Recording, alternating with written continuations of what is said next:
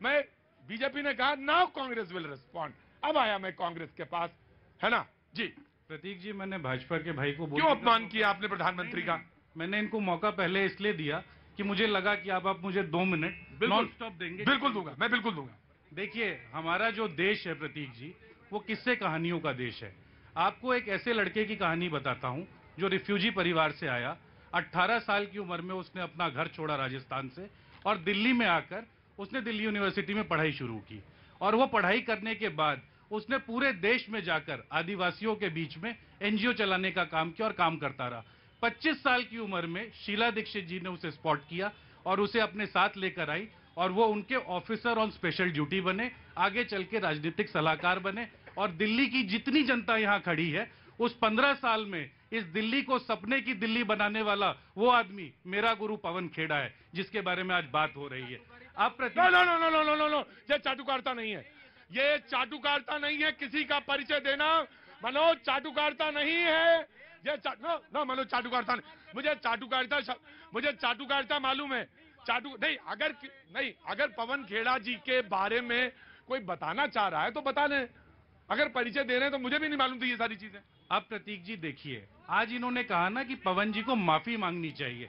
माफी आज उस आदमी से मंगवाइए जिसने भाषा की मर्यादा तोड़ी। मैं चाहता बदतमीज शब्द का प्रयोग करता, पर वो एक पदस्थ आदमी है जिन्होंने भाषा की मर्यादा तोड़ी। इस देश के प्रधानमंत्री की विधवा को उन्होंने क्या कहा देश जानता है। राहुल गांधी को इटालियन बछड़ा कहने वाला आदमी, और उसके अलावा जैसे शब्दों का उन्होंने प्रयोग किया, मैं वो बात नहीं करूंगा। आज जो आदमी यहां कहेगा कि पवन खेड़ा को माफी मांगनी चाहिए, वो बोले उस आदमी को माफी मांगनी चाहिए जिसने 50 करोड़ की गर्लफ्रेंड का जिक्र किया था, जिसने कहा था कि बेटी पढ़ाओ नहीं बेटी पटाओ। उस आदमी से माफी मांगिएगा। अगर वो माफी मांग ले तो पवन खेड़ा माफी मांग लेगा।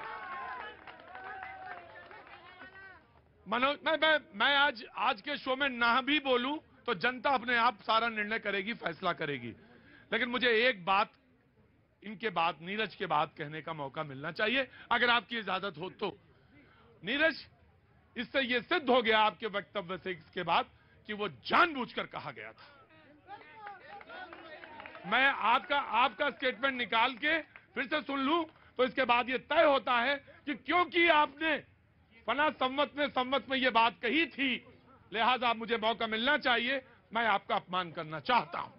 इसका मतलब यह हुआ, इसका मतलब तो यही हुआ। और इसमें अगर मैं गलत करूं तो मुझे माफ कर दीजिएगा, अगर मैंने गलत बोला हो तो। एकदम सही कहा आपने। मैं अगर गलत बोल रहा हूं तो इसका, और जानबूझ के अगर आप किसी का अपमान करते हो, वो भी प्रधानमंत्री का, हाँ जी, तो ये गलत है। तो ये, और उनके पिताजी का, स्वर्गीय पिताजी, ये गलत है जी। लाइए, जल्दी लाइए, क्योंकि मुझे मालूम है आपको जाना है जी। Thank you so much, thank you. Now you please respond. मैं आया शलिन। प्रतीक जी, किस तरह से एक ऐसे व्यक्ति का महिमा मंडन कर रहे थे वो टीवी डिबेट? नहीं, मैं पवन खेड़ा जी के पर बात नहीं, पवन खेड़ा जी के बारे में उनको बोलने का अधिकार है, क्योंकि उनकी बाइट मैंने दिखाई, तुमको बोलने का अधिकार है, आपको पूरा मौका अधिकार। देखिए, ऐसा है प्रतीक जी, ये बताइए कि ऐसा क्या कारण है कि देश के प्रधानमंत्री को बार बार इस तरह से नीचा दिखाने का प्रयास किया जाता है? ये स्क्रिप्ट कौन लिखता है? ये तो प्यादा है पवन खेड़ा, तो वो तो मोहरे हैं, लेकिन राहुल गांधी और सोनिया गांधी जी के घर से सब चीजें स्क्रिप्ट लिखी जाती है, इसीलिए प्रधानमंत्री जी का बार बार अपमान किया जाता है। लेकिन मैं एक बात बता देना चाहता हूं कि शिशुपाल रूपी कांग्रेस और लिबरल गैंग ये कान खोल करके सुन ले कि भारत की जनता ने 2014 में नरेंद्र मोदी जी को चुना, 2019 में और 2024 में भी नरेंद्र मोदी जी का परचम लहराएगी। जनता जब देख रही थी, सुन रही थी, ये इस बात के लिए आमादा थी कि देखिए प्रतीक जी प्यादा और मोहरे शब्द पे बोलेंगे या नहीं बोलेंगे। बोलेंगे, बिल्कुल बोलेंगे।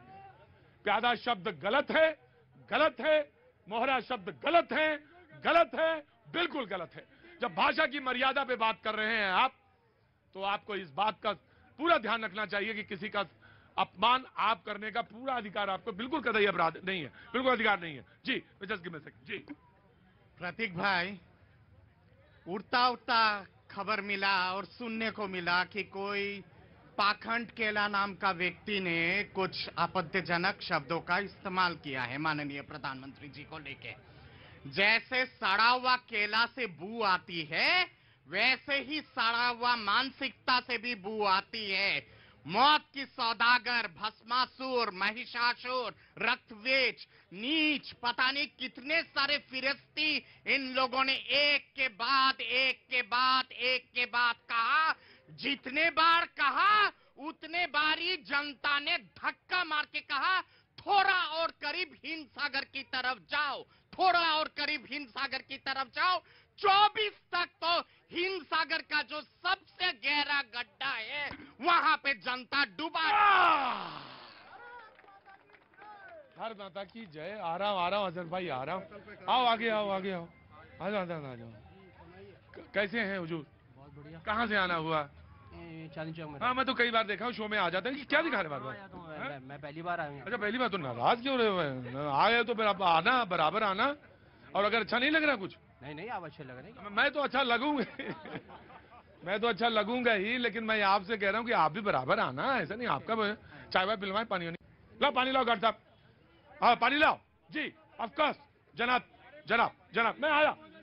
जब गिव मी अ सेकंड जी। देखिए, राजनीतिक वर्ण व्यवस्था के शीर्ष पर बैठा हुआ व्यक्ति, वो तो उनसे गलती हो ही नहीं सकती। वो तो जो खिलाफ में बोल रहे हैं दूसरे लोग हैं, वही देश का अपमान करते हैं, वही प्रधानमंत्री का अपमान करते हैं। आप देखिए, हमारे पैनलिस्ट मित्र ने पाखंड खेड़ा बोल दिया, लेकिन ये अपमान नहीं है। इससे बहुत भाई एक मिनट साइलेंस। हाँ जी। बहुत सारी बातें अतीत की गिनाई गई। हमारे नरेंद्र मोदी जी बोलते रहे हैं, कभी उस पर डिबेट नहीं हुई कि किसी का अपमान हुआ, स्त्री का अपमान हुआ, बेटियों का अपमान हुआ, महिलाओं का अपमान हुआ। लेकिन बोलने में मैं ये मानता हूं कि जो पवन खेड़ा जी ने कहा, इनको क्लियर करना चाहिए कि इट वाज अनइंटेंशनली, और अगर इंटेंशनली है तो वो स्वागत योग्य नहीं हो सकता। ये परंपरा टूटनी चाहिए कि हम किसी का अपमान करें। आई एग्री, फुली एग्री कि ये परंपरा टूटनी चाहिए, लेकिन तोड़ेगा कौन वो परंपरा? सवाल ये है। हाँ, यही तोड़ेंगे जी। कहाँ से आना हुआ? मैं दिल्ली से आई हूँ, नांगलोई। नांगलोई। क्या नाम है आपका? मेरा काव्या। काव्या जी, बहुत सुंदर नाम है। बताइए क्या कहना चाहती हैं आप? सर, आप मुझे बहुत स्वीट लगते हो। मुझे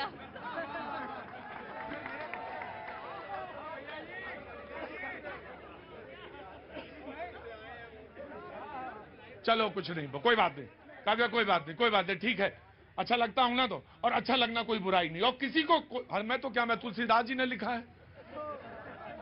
और जब रामचंद्र जी आ रहे हैं और जानकी उनको देखती हैं, तो पंक्ति लिखी है तुलसी ने, और वही मेरा। हाँ बिल्कुल, मैं आ रहा हूँ जी। कोई बात नहीं। Just give me a second. Shailendra ji. Pratik ji, उस बहन ने जो आपकी तारीफ की, भाव अच्छा है, बहुत अच्छा भाव है, मैं उसका स्वागत करता हूँ जी।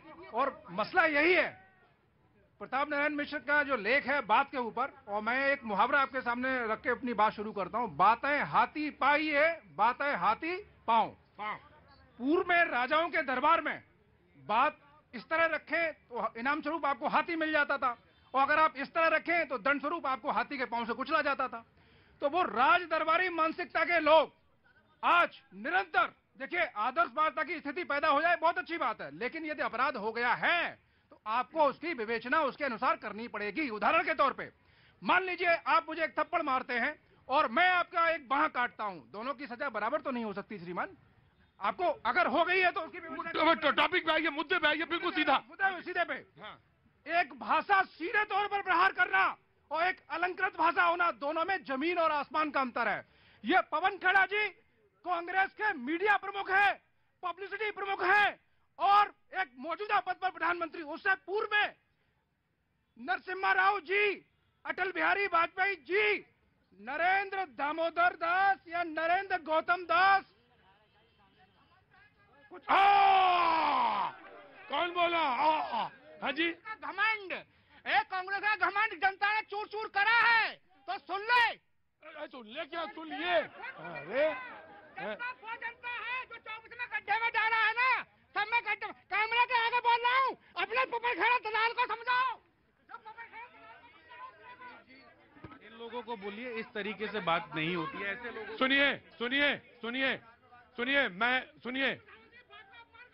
सुनो, इस शो से तुरंत निकल के बाहर जाओ, नहीं तो मैं अभी वक्त छोड़े से ब्रेक का, मैं ब्रेक के बाद निकालता हूं इनको। वक्त छोड़े से ब्रेक का